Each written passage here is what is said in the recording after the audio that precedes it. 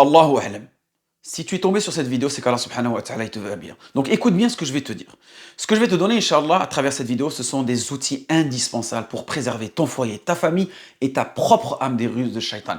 Trop de gens aujourd'hui souffrent en silence sans savoir que la source de leur problème première, elle est spirituelle. Naam. Donc c'est pour cela que je vais te donner, Inch'Allah, 6 actions essentielles issues du Coran et de la Sunna pour te protéger efficacement du mal et ramener bi'idhnillah la sérénité chez toi. Première chose à faire, dire Bismillah abondamment. Chaque fois que tu rentres chez toi, que tu sors, que tu manges, ou même que tu utilises ton téléphone, tu dis Bismillah. Même le fait d'avoir regardé cette vidéo, tu dis Bismillah. Parce que le prophète sallallahu alayhi wa sallam nous a dit, si un homme entre chez lui et mentionne le nom d'Allah subhanahu wa ta'ala en entrant et en mangeant, Shaitan, vous savez qu'est-ce qu'il dit à ses compagnons? Vous n'avez ni refuge, ni repas ici, rapporté par Muslim. Et quand tu as une relation aussi avec ton épouse, commence par dire Bismillah, Allahumma jannibna shaitan wa jannibna shaitana ma razaqtana. Le prophète sallallahu alayhi wa sallam nous a dit, si un enfant né de cette union, shaitan ne pourra jamais l'unir, rapporté par Bukhari et Muslim. Donc ne laisse pas shaitan partager ta vie, car il cherchera toujours à semer le chaos. Et parfois, on peut vraiment affirmer, confirmer ce que disent certaines mamans. Mon fils, c'est vraiment un shaitan, c'est vraiment un diable. Mais à ton avis, peut-être que l'une de ces raisons, c'est que au moment de concevoir cet enfant, peut-être que tu n'étais même pas pratiquant, tu ne connaissais même pas la sunna du message sallam, et vous n'avez peut-être même pas dit bismillah à ce moment-là. C'est pour ça que vous avez une progéniture qui peut être autant maléfique pour vous. Donc on voit l'importance de dire bismillah. Deuxième chose, recherchez la protection d'Allah subhanahu wa ta'ala avec les invocations. À chaque moment de vulnérabilité, habituez-vous à dire cela. A'udhu billahi minash shaitanir rajim. Que ce soit avant de lire le Coran, comme il l'a mentionné le messager sallallahu alayhi wa sallam, ou bien lorsque tu ressens de la colère ou une inquiétude soudaine. Le prophète sallallahu alayhi wa sallam a dit, si l'un de vous se met en colère, qu'il dise, je recherche refuge auprès d'Allah contre Shaitan, rapporté par Abu Daoud. Et n'oublie pas que Shaitan se nourrit de tes émotions négatives pour t'éloigner du bien en permanence.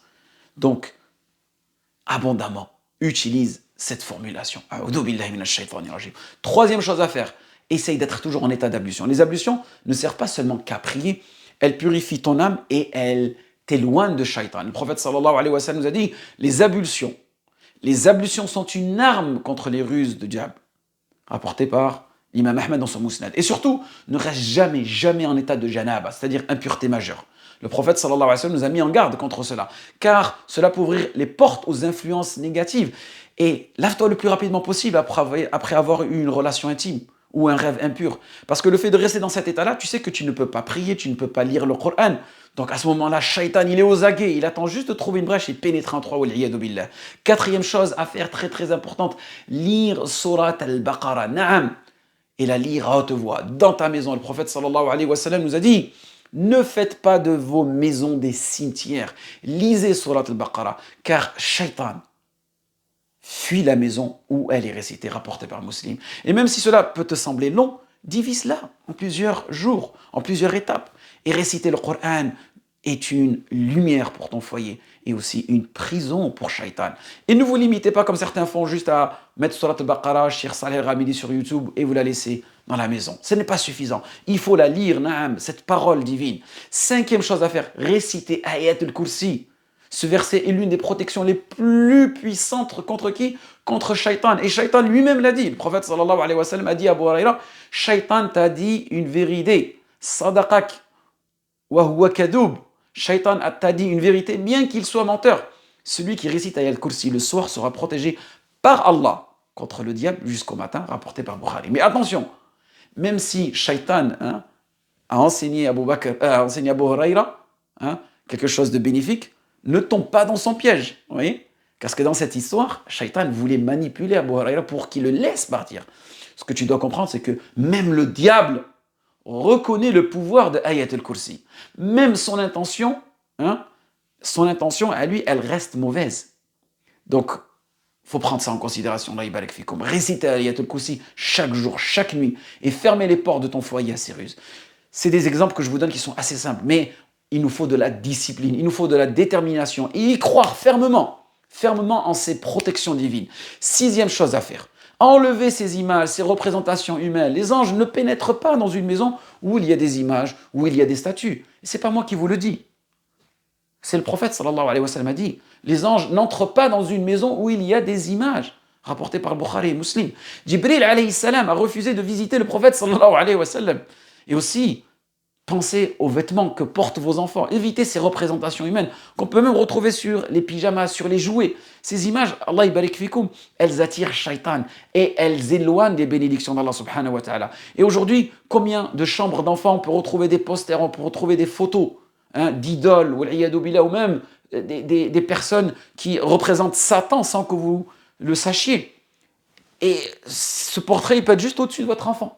Et vous imaginez pourquoi votre enfant fait des cauchemars la nuit, pourquoi est-ce qu'il dort mal. Donc Allah barik fikoum, appliquez ces 6 conseils dans votre vie avec constance. Et faites de votre foyer un lieu où Allah subhanahu wa ta'ala est invoqué, un lieu de lumière, un lieu de paix. Et ne sous-estimez jamais, jamais les ruses de shaitan. Mais sache qu'Allah subhanahu wa ta'ala t'a donné les moyens de te défendre contre shaitan. Donc on demande à Allah subhanahu wa ta'ala qui protège mon foyer, ton foyer, ma famille, ta famille, mon âme et ton âme. Et partagez cette vidéo au maximum. Inch'Allah, elle pourra soulager la vie de nombreuses d'entre vous. Nombre d'entre vous, Inch'Allah, pourront être soulagés à travers ces 6, on va dire, conseils prophétiques qui sont parfois très simples à comprendre, mais très très peu de personnes mettent ça en pratique. Et voilà, parfois quand je m'assois, que ce soit avec des membres de ma famille ou des amis, parfois j'écoute très peu de personnes disent Bismillah. Bismillah, vraiment ce nom d'Allah subhanahu wa ta'ala, c'est pour lequel Allah subhanahu wa ta'ala, il a créé les cieux et la terre pour la ibada. Le nom d'Allah subhanahu wa ta'ala, qui est un obstacle entre toi et le monde du djinn, qui est un obstacle entre toi et shaitan. Pourquoi n'utilisons pas ce nom-là? Donc dites Bismillah abondamment. A'udhu billahi minash shaitani abondamment. A'udhu billahi minash shaitani rajim abondamment. Ayat al-Kursi abondamment. Surat al-Baqarah abondamment. وفقكم الله لما يحب ويرضى واخر دعوانا الحمد لله رب العالمين.